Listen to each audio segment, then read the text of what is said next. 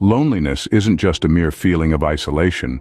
It can shorten your lifespan as much as smoking. And yet, we barely talk about this silent epidemic. This pervasive loneliness isn't just about feeling sad or left out. It's a deeper, more insidious problem, one that's tied to the rise of mental health issues we're witnessing in our society. The irony isn't lost on us. In an age of hyper-connectivity where we can communicate with anyone, anywhere, at any time, we're feeling more isolated than ever. It's not simply about being alone, it's about feeling alone, even in a crowd. Imagine feeling like an island in a sea of people.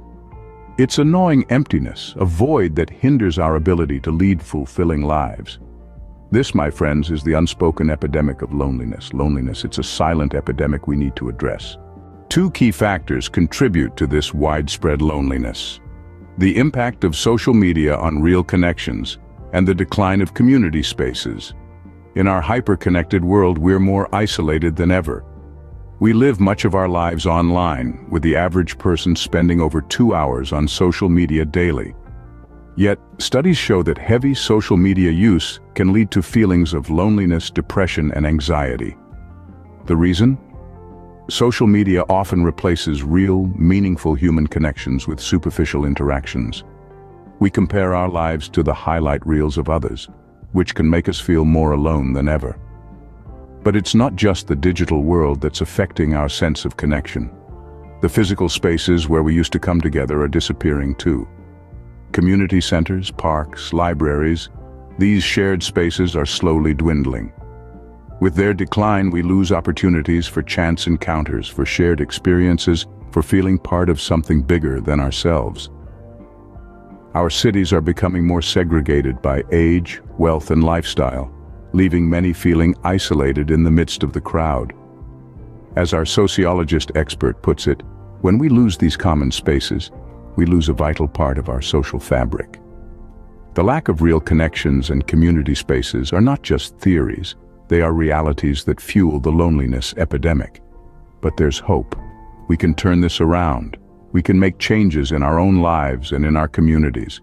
We can choose to spend less time online and more time in face-to-face interactions. We can advocate for community spaces in our towns and cities.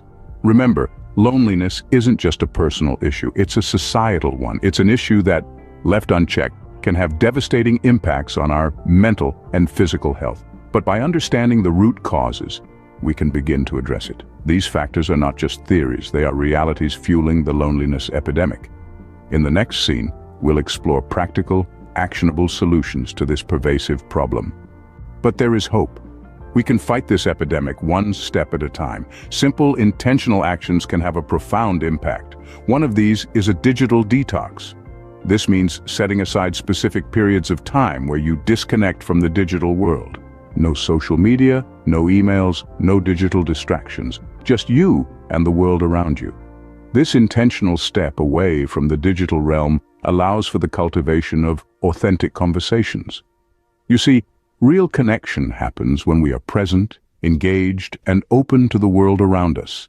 It's about quality, not quantity. Take inspiration from successful advocacy groups like the Walkable City Initiative. They're addressing the root cause of declining community spaces, and their work is making a real difference. Small changes can make a big difference. We can combat loneliness together. This week, make a move. Reach out to someone you admire but haven't spoken to in a while. A genuine conversation can spark a connection that could change everything. Remember, every great friendship, every powerful community started with a single conversation. Engage, don't just exchange. Ask about their day, their dreams, and their fears.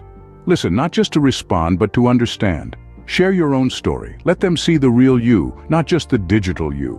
Remember the words of Helen Keller, "Alone we can do so little, together we can do so much." The strength of community is not just in numbers, but in the depth of our connections.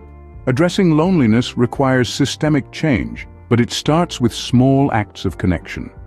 By reaching out, by engaging deeply, we can plant the seeds of change. Together, we can turn this epidemic around.